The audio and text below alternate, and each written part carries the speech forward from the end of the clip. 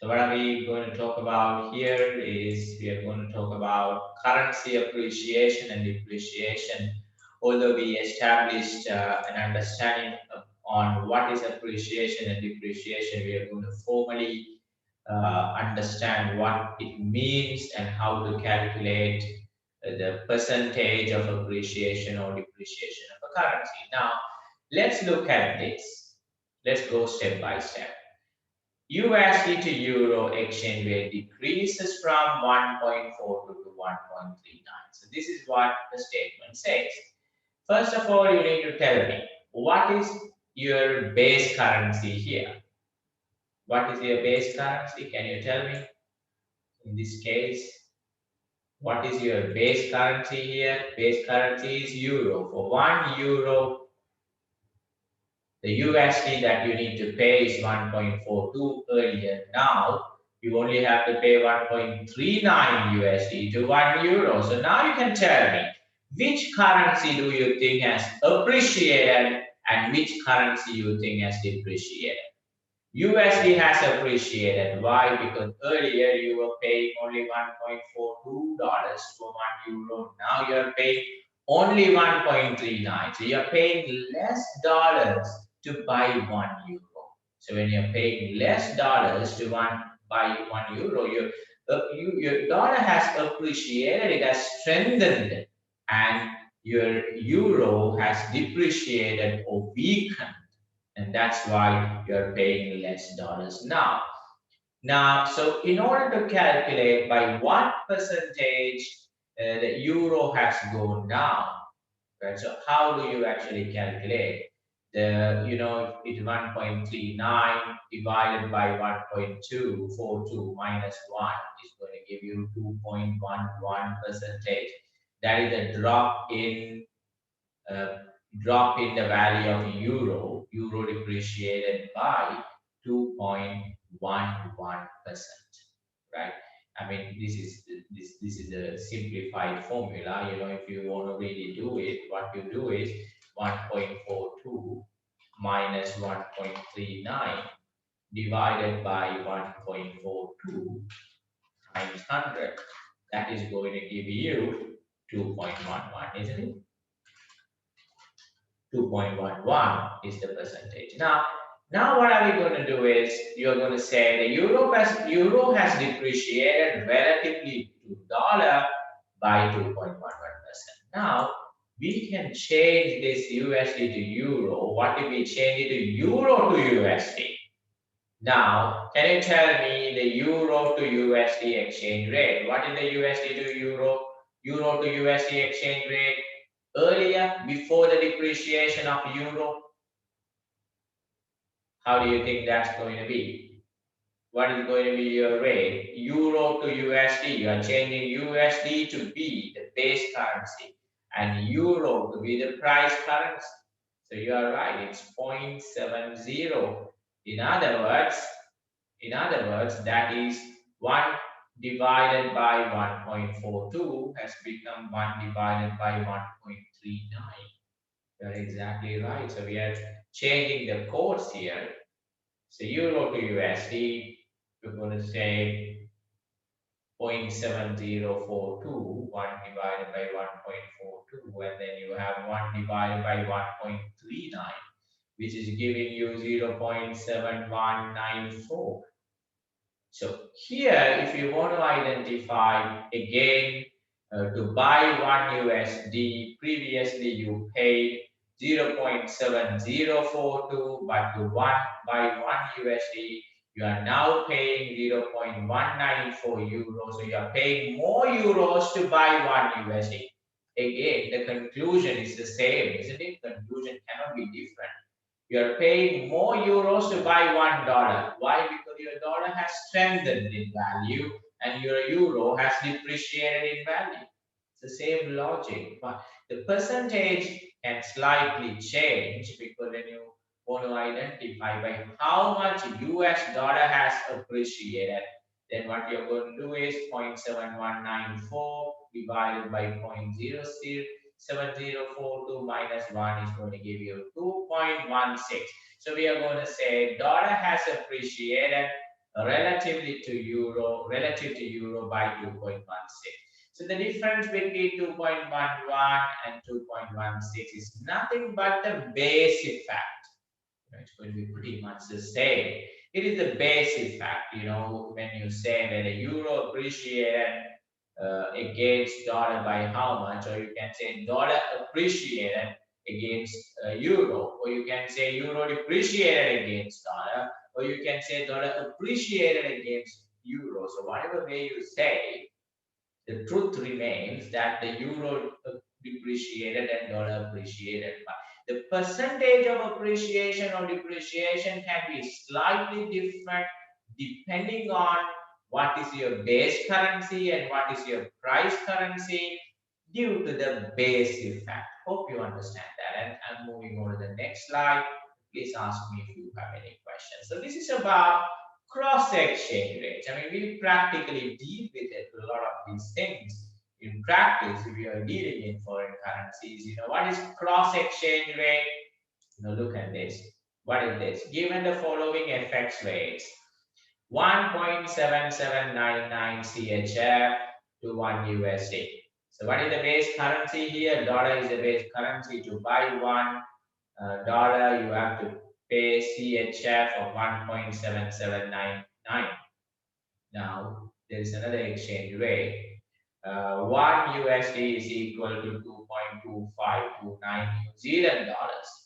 Okay, now, what I want you to understand here is that you know the exchange rate between dollar and CHF, you know the exchange rate between dollar and NZD, but do you know the exchange rate between CHF and New Zealand dollar? Do you know the difference between you exchange rate between CHF and NZD?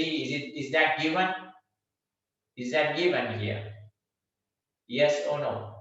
No, it's not given. But can we derive at CHF to NZD using these two exchange rates? Obviously, you can. You know $1 is equal to 1.77 CHF and $1 is equal to 2.2529 NSD. So by looking at this, you will be able to identify CHF to NSD cross rates. So what we're going to do is look at this. USD to NZD times CHF to USD equal to CHF to NZD. So here, both currencies, USDs offset each other because this is on this side, and when you are solving this formula, this USD and this USD sets off, and then that remains CHF to New Zealand currency. So what we're going to do is I'm going to show you how to do that. First of all, you need to understand, you need to change New Zealand to dollars to dollar to New Zealand. So 1 divided by 1.2259 is 0.44387. So what does that mean? To buy 1 New Zealand dollar, 0.44387 dollars should be made. So what you need to do is you need to take USD to New Zealand and CHF to USD. The reason why we are doing this change, because when you say USD to New Zealand dollar here, whatever you have as a denominator is your base currency. And you might ask me, why do you do this? I mean, why do you take 2.2529 and why do you convert that into 0.44387, making New Zealand dollar as the base currency? Because if you look at the formula, the denominator is your base currency. So you want New Zealand dollar as a base currency, and that is why you do this conversion. And then CHF to USD, that's again USD is the base currency, 1.7799. So you don't have any problem there. You don't have to do anything because there USD is the base currency. So you just multiply 0.44387 times 1.7799. That's going to give you 0.79. So what does that mean?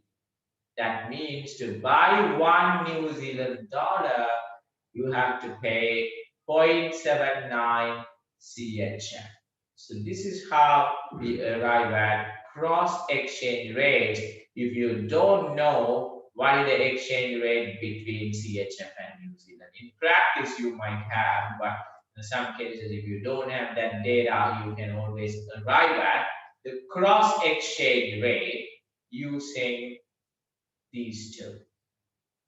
The exchange rate between CHD to USD and New Zealand dollar to USD, you can arrive at the exchange rate between CHF and the New Zealand dollar. And let me know if you have any problems. So that's on cross exchange rates. And in practice, say there are several people can use different methods to do this. This is what in the curriculum, but if you think you can identify this in an easier manner, then this you're always very welcome to do that. Now, moving on to forward codes, slide 202. These are very light slides, easy to understand. Now, we previously spoke about spot market and the forward market. Right? Spot market is the market now for a currency if you want to buy and sell. Forward market is if you want to hedge your exposure. What is the rate at which you can buy or sell a currency in 30 days, 60 days, or 90 days from now? That is what forward quotes are.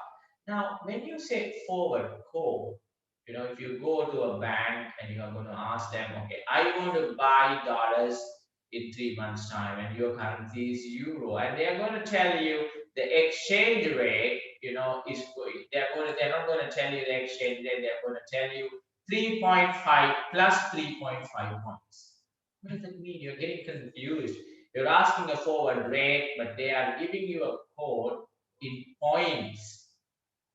What is the meaning of that points? Remember, in a currency mechanism where you normally do a 4 decimals in your currency, 7313, remember the point is the last digit in the spot rate code. So when you say 0.0001, this is what a point is, which is the last digit in your spot code. For example, 7313. So your forward code is plus 3.5. What does that mean? That means your at forward rate is going to be your spot rate. What is the spot rate? The spot rate is the current rate, 0.7313. The forward rate is going to be 3.5 points above that. So how do you add 3.5? What we need to do is you need to multiply 3.5 times 0.0001 and then add that to 0.7313. So that's what is going to give you 73165. So if you multiply, you can always see that. If you multiply 3.5 times, can you do that? 3.5 times 0.0001 gives you 0.00035.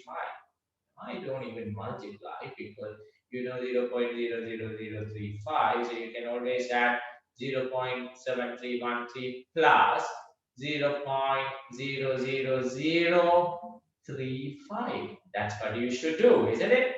Because this is the last digit. So you make a mistake if you add 0.35 to 7313. That's you are making a wrong because this points is the last digit in your code, which is this one is changing to 35. So you add that to 0.7313. What I'm saying is 0.7313 plus 0.00035. If you add these two, you're going to get 73165. If you are not able to do that mental mathematics, what you could do, multiply 3.5 times 0.0001, get the answer, add it to the spot rate, you're going to get your rate. Now I have a question for you. What do you think your in the forward market, is euro trading at a premium or discount? Can you answer this question? Currently, to buy 1 AUD, you are paying 0.7313 to buy 1 euro, you are paying 0.7313 AUD. To buy 1 euro, you are paying 0.7313 AUD.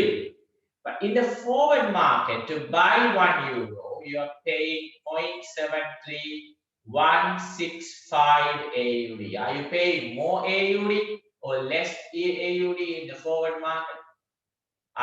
You are paying more AUD in the forward market. So your euro is trading at a premium and AUD is trading at a discount in the forward market. Is that right? Do I make sense? Your euro is trading at a premium because you're paying more AUD to buy 1 euro. So you're paying more value to euro. Euro is trading at a premium. AUD is trading at a discount. So it's something that you need to understand again. Okay, now there is certain scenarios here. We are pricing the forwards based on points. Point is the last digit in a four decimal spot rate. Okay, now coming back to sometimes your forward quotes can be in percentage. The bank can tell you, okay, forward quote spot rate is 0.7313 AUD to euro. 120-day forward quote, meaning in 3 months, the forward quote is going to be minus 0.062%. What is that?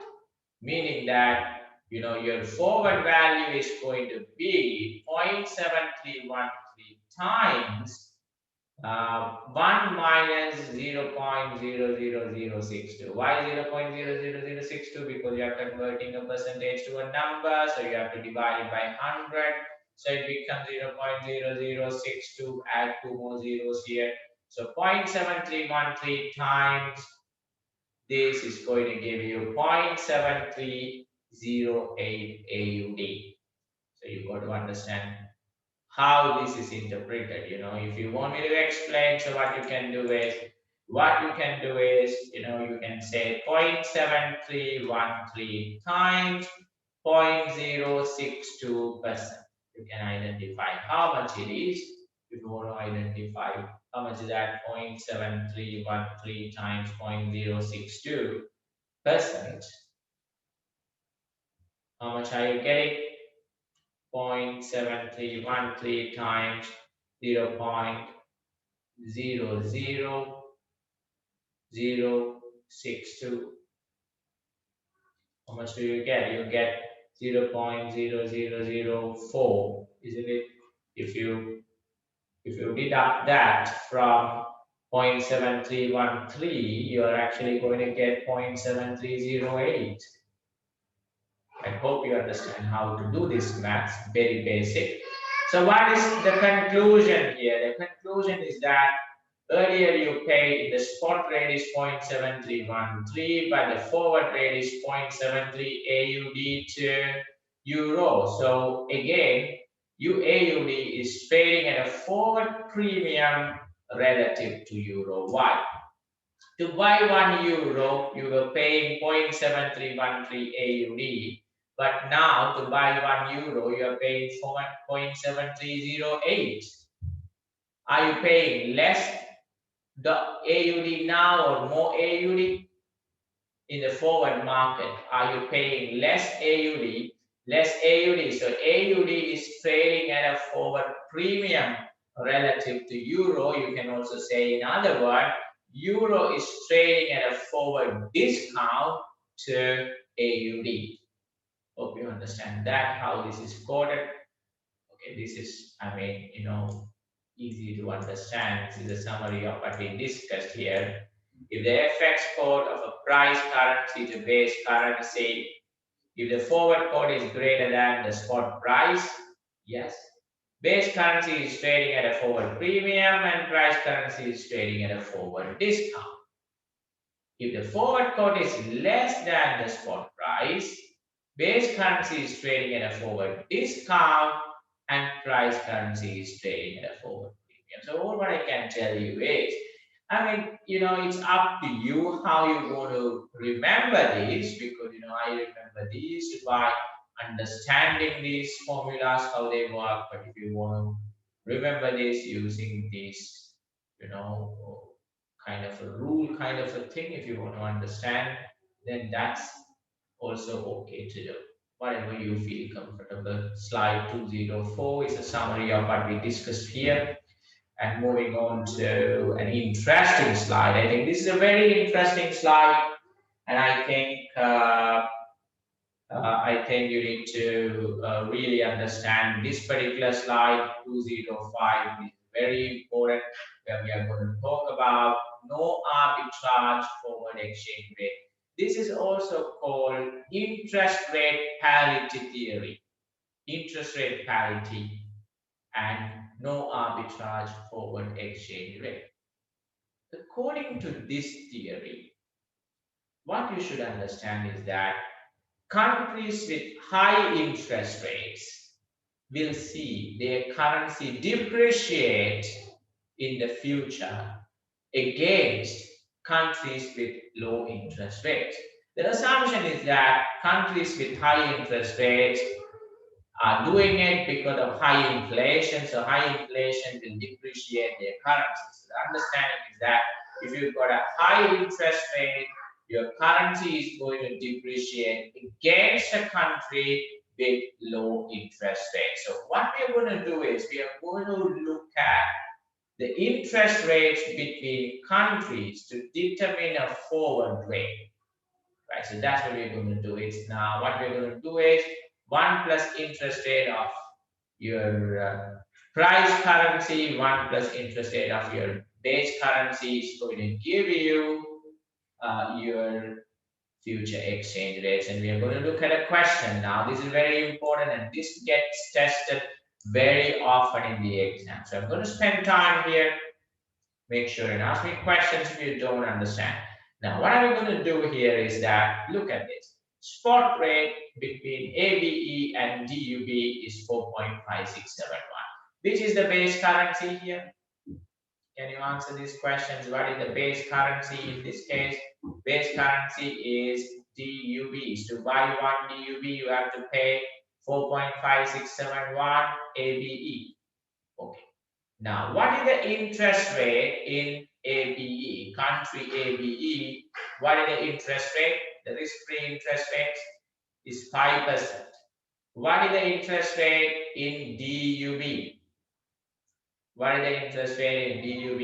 Okay, 3%. Calculate the arbitrage-free 1-year forward rate. Calculate the arbitrage-free 1-year forward rate.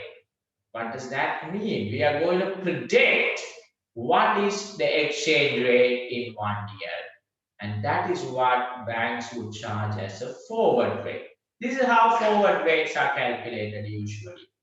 Now, first of all, before getting into the formula, I want to understand what's going to happen.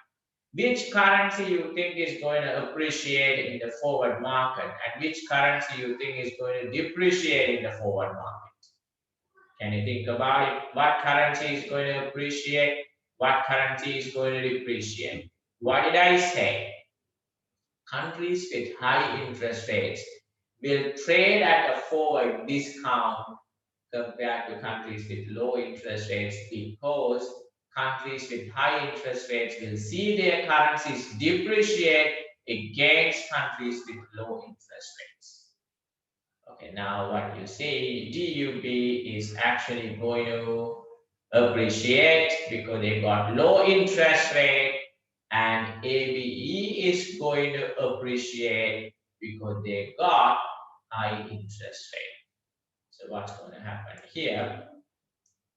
What's going to happen is that you have 1 plus, we can do that, 1 plus interest rate of ABE, price currency, divided by 1 plus interest rate of base currency times the spot rate.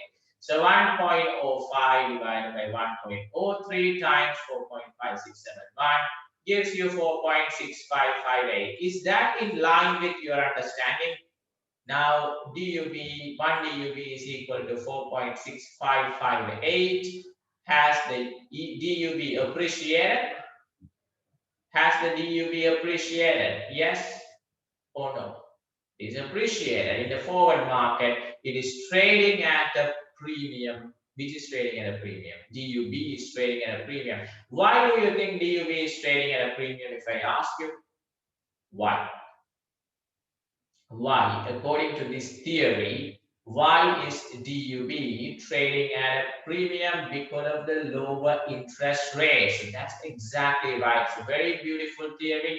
You should understand countries with high interest rates will see their currency get depreciated over time. This is what we always talk about, especially, think about some of the economic concepts you see, I can explain you easily is that, think about a scenario here. Now, let's say you are living in a country, where the interest rates is low, and you work, let's say you are an expat. Yeah, you're working in a country where the interest rates is low. So what you're thinking is, okay, we are living, I'm working here, I can take a loan. Let's say you're taking a loan of X amount, for example, you're taking 100,000. Let's take a currency now. Let's say two currencies. Let's take, INR, and let's take dollar. Let's say you are an Indian working in the United States and you are trying to borrow in dollars because borrowing rate in the United States, let's say, is 2%. And you think you can borrow that money, invest in India at 5%. This is what you think you can do. So what you're going to do, let's say you are going to take, let's say you're going to take 100,000 loan, okay, and then you're going to convert them at 70. 20 is the exchange rate. Let's say the exchange rate is INR 70. It's now, then the exchange rate now is INR 70. So how much are you going to get in INR terms? You're actually going to get, how much are you going to get? 70 times 100,000 is what you're going to get. So you're going to get 7 million. At what rate are you going to invest that money? At what rate are you going to invest that money? You're going to invest it at 5%. So after 1 year, how much are you going to have? You're going to have 7 million times 1.05. This is what you're going to have in 1 year. So you're going to have 7 million times 1.05. You're going to have 7,350,000 INR. This is what you're going to have in 1 year's time. Now you want to settle your loan. How much loan do you need to settle?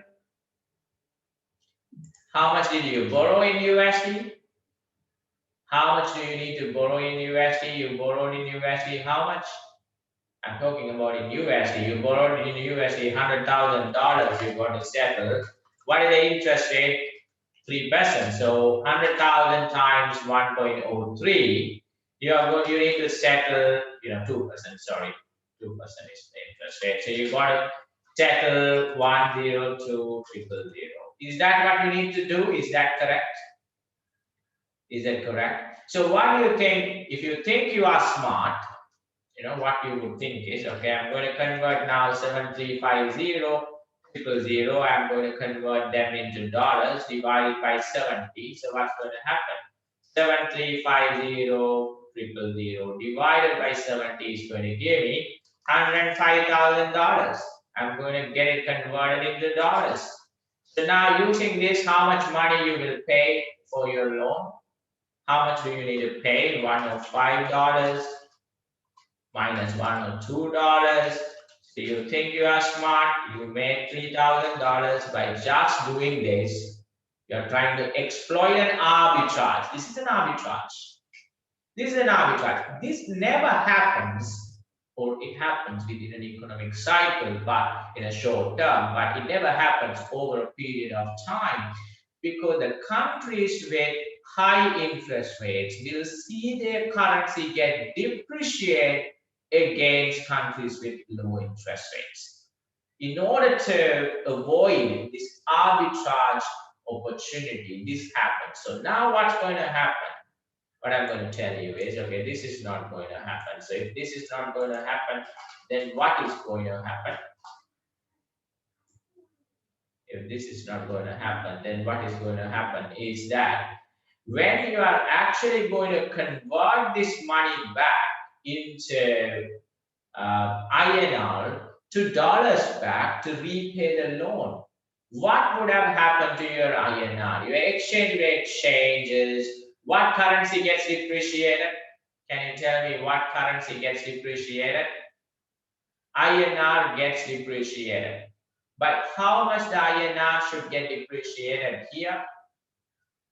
Can you identify the exchange rate? Now you know how to identify the exchange rate, isn't it? Can you tell me how much that's going to be? It is going to be, 1.05 divided by 1.02 times 70. Is that right? Can you tell me what will be the exchange rate? 1.05 divided by 1.02 times 70. How much is that? 72.05 or 6 rather. 76 points. So how did we calculate that? We calculated that as the exchange rate.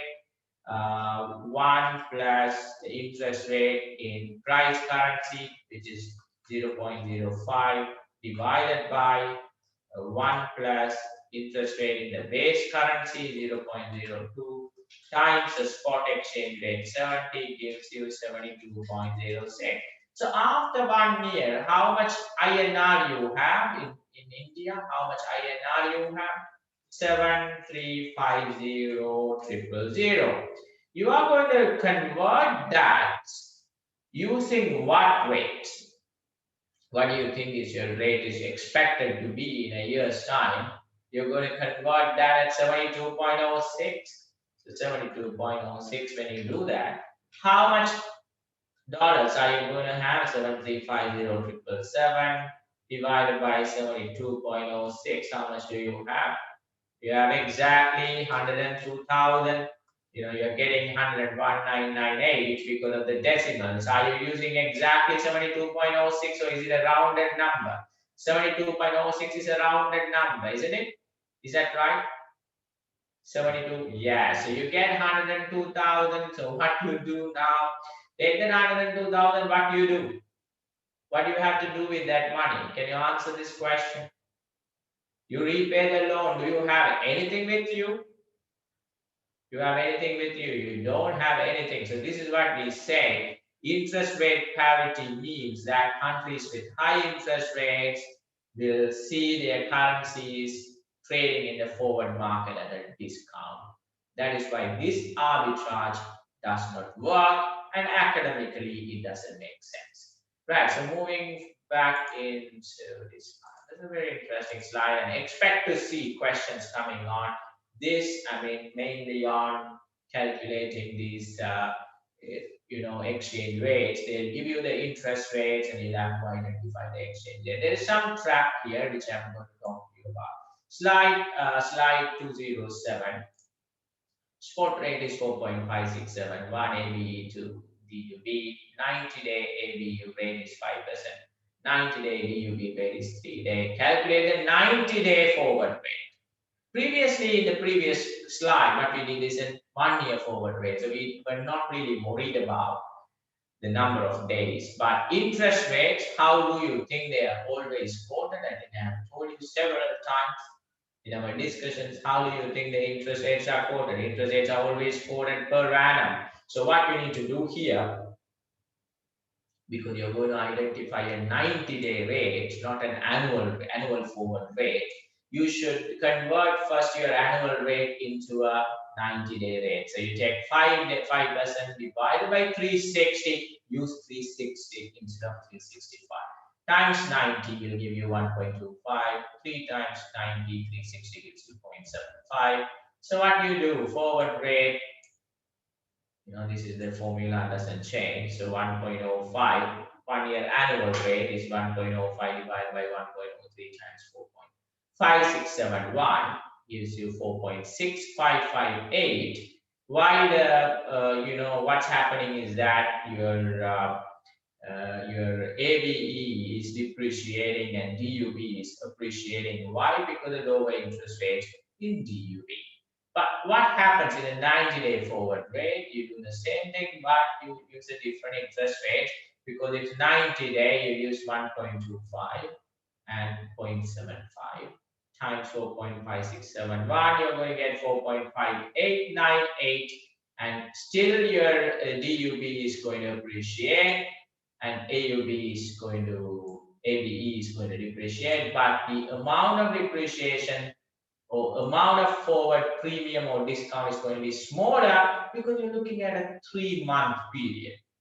So hope you understand. This is the maximum trap that can come into the exam, meaning that they can ask you the forward rate based on quarterly, based on interest rates given annually, but they can ask you what is the forward rate in 6 months' time, so 3 months' time. If they ask you annual forward rate, it's very simple.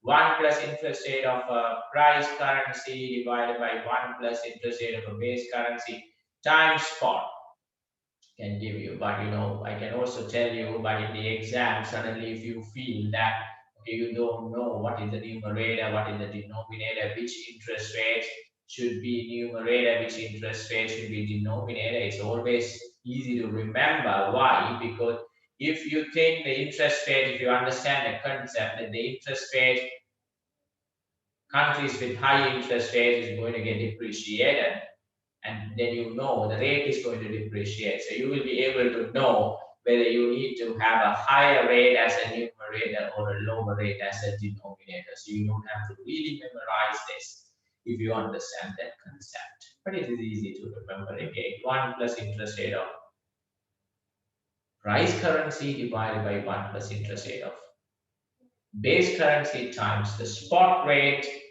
keeping the base currency price currency rule. So that's what it is. Pay attention to the number of days, pay attention to the interest rates, and pay attention to your base currency, price currency, issues, and then you will be able to get this question correct in the exam. So that is slide 208. And then I'm moving on to exchange rate regimes. What are exchange rate regimes, guys? I mean, there are different ways of determining exchange rates. How exchange rate is determined is basically, there are countries without a sovereign currency. So we are actually going to talk about them. Formal dollarization, which means that you're going to use some other country's currency as your currency because you do not have a monetary board or a currency board, printing money. So you use somebody else's currency as your currency. That's a formal dollarization, and then moving into monetary union, again, you don't have your own currency, but you just have a common currency. Great example. What is the example for this? Monetary union. Several countries use a common currency. What is the example for this, guys? Eurozone using euro. You're exactly right. But the problem is if you have a formal dollarization using somebody else's currency as your currency, or you're using a common currency for a block, for a monetary block or a monetary union, then your country's central bank loses the ability to have your own monetary policy. Because you cannot have your own monetary policy. Why? Because end of the day, you are not having a currency at all. So the monetary policy of other countries will have an impact. If you are using, let's say, dollar as your local currency, because you don't have a domestic currency there. The monetary policy of Federal Reserve, the central bank of the United States, is going to affect you. If they increase interest rate, that's going to affect you because you do not have a local central bank which is issuing currency and you don't have a domestic currency, Right? So countries cannot have their own monetary policy. Now we are moving further into exchange rate regimes. You can use somebody else's currency, you can have a common currency, or you can have a currency board and you can fix an exchange rate with another country. So you can say the exchange rate is fixed between your domestic currency X and dollar, fixed for 1 year. Then we review, fixed for 2 years, and then we review. That's a fixed exchange rate mechanism. And then conventional fixed peg. I mean, especially, if you think about, you look at most of the Middle Eastern countries, the exchange rate between dollar and the local currencies, whether it's dirham or real, is actually pegged in the sense that, it is fixed for a period of time. I'm sure all of you know how it works. Like how it works is 1 USD is equal to, I think, 3.64 uh, dirham or real or whatever you call it. So that's what it is, 3.64 to $1. So this is a peg. So when peg works is that, you can only have a peg when you have most of your income in the form of dollar. Now think about, especially Middle Eastern countries, this question come up. Why they are able to have a peg with a dollar? Because, I mean, what do you think is the major revenue for Middle Eastern countries? What is the major revenue? Think about it. What is the major revenue? Oil. Foreign exchange. So most of their income is in which currency? Can you think about it? Most of their income in dollar. So if you have most of your income in dollar, you have an opportunity to come to an agreement between your central bank and the Federal Reserve and come up with a peg. But still, you have to make sure that whatever Fed is doing, you have to do. If the Fed is increasing interest rates, you have to increase interest rate. And you see this behavior everywhere in Middle East. If Fed is increasing interest rate, you see all the countries is using the peg will increase interest rate. If Fed is decreasing, the central banks domestically will decrease interest rates. Because if you want to maintain a peg, you need to follow the monetary policy steps taken by the respective countries. So that's a very important point to remember. You can have a conventional fixed peg, you can always plus or minus 1%, you can say peg is like between 3.63 to 3.65, or you can peg it at 3.64. So you have a flexibility plus or minus 1% up and down. And target zone, sometimes, you want to have a fixed rate, but you want to have some volatility. So you say your currency is going to be maintained within the range of 1.5 to 1.6. So that is a target zone exchange rate. That's a different regime, very similar to peg and currency board. They all have some sort of fixing, isn't it? They're fixing the exchange rate. Okay, crawling peg, what is that? Here, now whatever we spoke about in this is a fixed peg, a conventional peg, and most Middle East countries where they have it's a conventional peg. But what is a crawling peg? The crawling peg is, although your exchange rate with the dollar is fixed, you allow the exchange rate to move very slowly, depending on the changes in the fundamentals of your economy and the economy in which your currency is pegged. Right? So you have a crawling peg. Your peg will crawl slowly, but no big changes. So active, you announce and implemented, passive, managed, but market driven, and moving into managed floating. And I want to pay important to the last two. What is the meaning of an independently floating exchange rate mechanism, which is the best exchange rate mechanism to have? The best exchange rate mechanism is a free floating, independently floating exchange rate mechanism where your exchange rate between your currency and a foreign currency is purely determined by the demand and supply. Remember, we spoke about what factors would help you to appreciate your local currency. He said, okay, now it's a time to think about it. What currencies will appreciate your domestic currency, guys? What currencies will help your domestic currency to appreciate? What activities will appreciate your domestic currency? Think about balance of payment. Balance of payment and the currencies are always related. If you want your currencies to appreciate, you will do more exports. You do less imports. That's going to appreciate your currency. When your currency will depreciate, when you have more cash outflow, more demand for foreign currency would depreciate your domestic currency. More demand by foreigners for your currency will appreciate your currency. Hope you get that point. So in a free floated exchange rate mechanism, it's very important you understand that very well. Your currency is actually going to be decided by the demand and supply. Nobody intervenes. There's no currency board which tells you this is a fixed rate. There's no peg. There's no crawling peg. Nothing. You don't do anything at all. Your exchange rate will be freely floated. This is the best thing to have to fix balance of payment problems in the long run.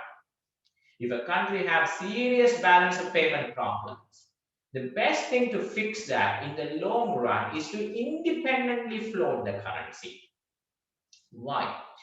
What do you mean by if you have a balance of payment problem? What do you think if you have a balance of payment problem? What do I mean by that? Do you have a trade account deficit or surplus in the trade account? What is the problem in the balance sheet? You have a deficit, you have a higher imports and lower exports. This is your problem. How I say a floating exchange rate will help you. Now, what do you think is going to happen to your exchange rate? Because you have high imports and lower exports. What will happen to your domestic currency? Can you think about it? What will your domestic currency will depreciate? When your domestic currency depreciates, what will happen to your exports? What will happen to your exports if your domestic currency depreciates? What would happen to your exports? Because your domestic currency is depreciating, you are becoming cheaper in the international market, exports will increase. What will happen to imports? The import prices are going to go up, imports are going to decrease. Are you going to be able to solve your trade account deficit in the long run if you do freely floating exchange rate mechanism? That is the benefit of having free floating, and this is why IMF always tells countries to free float exchange rate, not to manage them. Okay, this is what you see most of the countries follow a floating exchange rates, do a little bit of managing them. This is what, if you read news articles on exchange rate, you always see that central bank intervenes and manages it. Okay, now I'll ask you a question.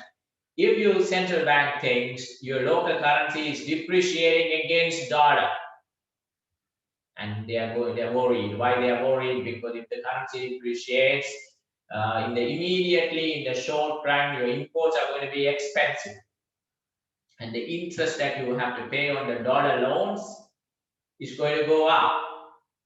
So domestically, there's going to be some disturbance immediately, because when the import price is going up, isn't it?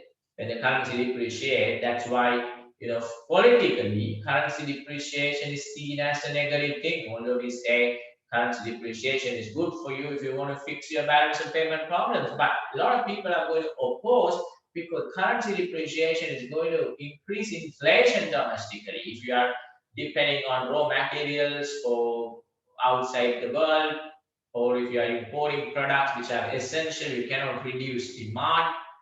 So in such cases, what are you going to do? Is basically you are going to manage them. So what can central bank do about it?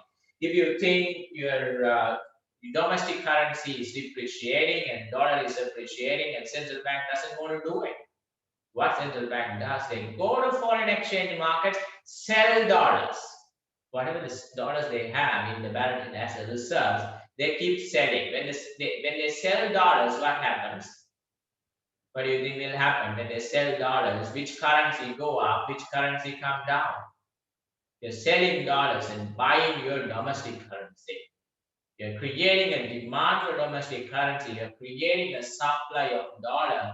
When central bank is doing that, your domestic currency goes up and the foreign currency comes down. And this is how central banks manages a free floated system. You can't do anything, but they create an artificial demand or supply. So here they sell dollars, but if they think they want to depreciate the currency, they want to depreciate the domestic currency because you think your currency is trading at a high value, then what do? You buy dollar. When you buy dollar means your domestic currency depreciates, dollar appreciates. So this is what we call a managed floating system. Okay, now I'm going to ask you, managed floating, independently floating, which one you think from an academic perspective is the best economic, best exchange rate regime?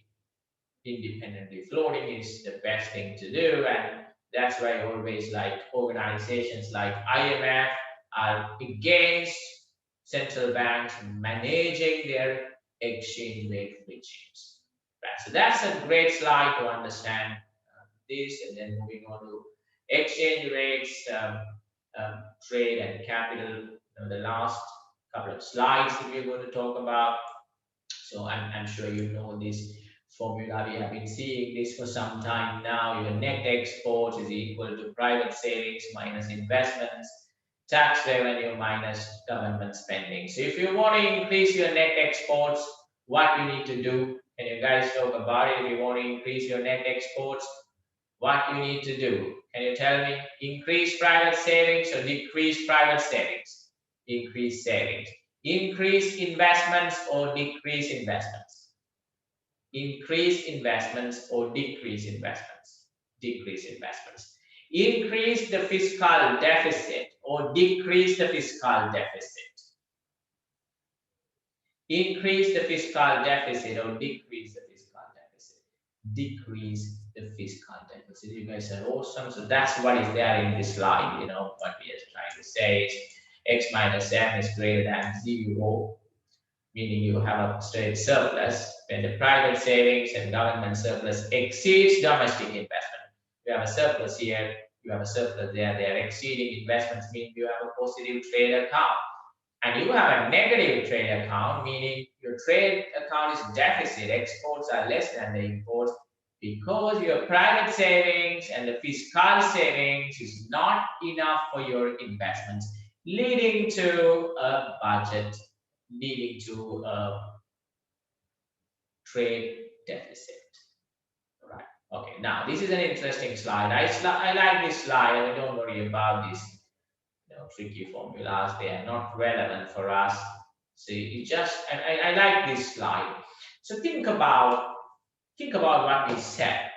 Currency depreciation. If you are an exporter, are you happy or sad about it? If your currency is getting devalued, your currency is depreciated, are you happy as an exporter or are you sad as an exporter? What do you think about it? You're happy. Why are you happy about it? Why are you happy about it? More exports. Why do you think more exports? What is the reason? When your currency is depreciating, why do you think more exports? Your products would be cheap in the international markets. You expect everybody to buy your products. I'm going to bring in some interesting topic here. Elasticity, price elasticity of demand, what we discussed at the beginning on economics, we are bringing that back in the last reading. So now, what is inelastic and what is elastic? Inelastic means if the price drops, will the demand increase significantly or will the demand only increase by a slight? The demand will increase only slightly if it is inelastic, isn't it? But what if it elastic? When the price decreases, demand increase more than the price decrease. So my question to you now, if you are exporting essential goods, okay, Is it price elastic or inelastic? Essential goods, you're exporting essential goods. Are they price elastic or inelastic? They are inelastic. So you are reducing the prices because of your currency is depreciating. Do you think a lot people are going to buy and stock your product? You think the demand is going to go up significantly? No. So what does it mean? Whether your currency depreciation is going to really increase your exports or not depends on the elasticity of the product that you are exporting. Hope you get that point. If you're exporting luxury goods, the price drops, what do you think is going to happen to the demand? Is the demand going to go up significantly? Is the demand going to go up significantly? Yes. Okay, now my question to you is, if you want to be successful on currency depreciation, what do you think your expected elasticity of demand for your product? You want it to be more elastic or less elastic? More elastic. That's right. The same thing applicable for imports. Let's think about it. Let's say you are importing oil, fuel. So you are importing crude oil, right? So what happens with the currency depreciation? What happens to import prices? Is the oil going to become more expensive or less expensive? More expensive. Is it elastic or inelastic? Is it elastic or inelastic? The price elasticity of demand. It is. You think oil is elastic? I mean, you think the demand is going to change much when the price will decrease? It is inelastic, isn't it? It is inelastic. It is inelastic. So what's going to happen? Oil prices are going to go up. The demand will not reduce much. What will happen to import expenses? What do you think is going to happen to your import expenses? Is the import expenses going to go up or is it going to go down? What do you think is going to happen to import expenses? You are not reducing the demand much. You're still buying them, but you're buying at a higher price. You're not reducing the demand so much. So what's going to happen to your import expenditure? Your import expenditure is going to go up. Export revenue is going to go down. If you are selling products, exporting products inelastic, and you are importing products which are inelastic. So basically, for the currency depreciation to support your balance of payment, you must export and import elastic products that can help you to achieve your fix your balance of payment issues much faster. So that's the logic here. So that's what you should understand. So that's what is explained in slide 212 and 213. Sorry, yeah, 213 and 214. Now I'm going to move on to something called J curve. So what is J curve? Is okay. Now J curve is called J curve because it looks like J, right? Okay. Now they are actually dividing the impact of currency depreciation, short run and long run. So that's what they are going to say. Forget about elasticities now, okay? Let's forget about elasticity, price elasticity of demand, but let's talk about short run and long run. Now, what happens is when your currency depreciates, what do you expect? You want the export prices to drop, so the exports will go up, and you want import prices to go up and the imports to drop. And that's what you are expecting, and that's your objective. But here, according to J curve, they think in the short run this doesn't happen. Why it doesn't happen in the short run? Because they think in the short run, the demand for goods and services are relatively inelastic. So what happens is that even in the prices of goods and services in the short run is more inelastic. So if they are inelastic, people are not going to increase the demand for a price reduction much. In addition, you will not reduce the import demand significantly when the prices go up. So in the short run, right? What do you think is going to happen to your currency depreciation? Is the currency depreciation in the short run create more trouble for you? Yes. Why? Why it's going to create more trouble to you? You are going to see your export revenue dropping. Why your export revenue is going to drop? Because your export price is going down, but you are not seeing the volume picking up much. So your export revenue is going to go down. What's going to happen to your import cost? Your import cost is going to go up. Why the import cost is going to go up? Because you expected the imports to drop, but import prices went up, but the demand for imports did not come down much, because in the short run, it's hard for you to adjust for your demand. So, and also there are existing contracts with the importers which you need to still import. You cannot change them immediately and say, okay, goodbye, we are not buying it from you. So in the short, you will continue to import at higher prices. So in the short run, what will happen to your balance of payment issues? Is the issues going to deteriorate further, or is the issues going to improve? I'm talking about short run. You're doing a currency depreciation in the short run. What do you think is going to happen to your balance of payment issues? Is it going to deteriorate, or is it going to improve?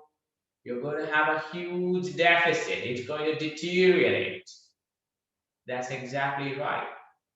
But in the long run, you know, the elasticities increase as the time goes by. People adjust, you know, so the elasticities increase. So when the elasticities increase, what would happen to exports? You're exporting some product, your prices are lower now because your currency depreciated. Now the demand for your exports is going to significantly increase in the long run. And imports, what are you going to do? You know, if you are importing goods and the prices are going up, you would find a replacement domestically. You will try to develop infant industries domestically. What are you going to do? You're going to increase the domestic industries and reduce the demand for imports. So in the long run, what's going to happen to your exports? If your currency depreciates, what's going to happen to your exports in the long run? Go up. What happens to imports in the long run? What happens to imports in the long run? It reduces. You can address the balance of payment problem in the long run if you do what? What you have to do. What you have to do if you want to improve the balance of payment problem in the long term, guys. What you need to do if you want to reduce balance of payment problems in the long run?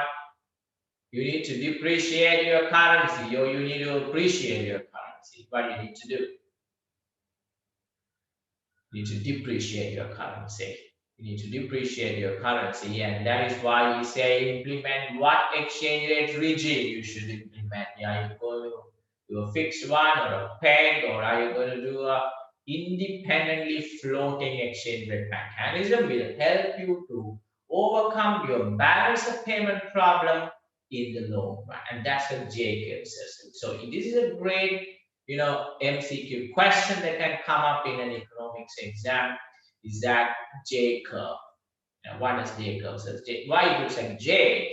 Because in the short run you have, you know, issues widen, but in the long run, because the elasticities increase, your balance of payment problems will get sorted. So that is what J curve talks about, and we are going into the last slide in economics.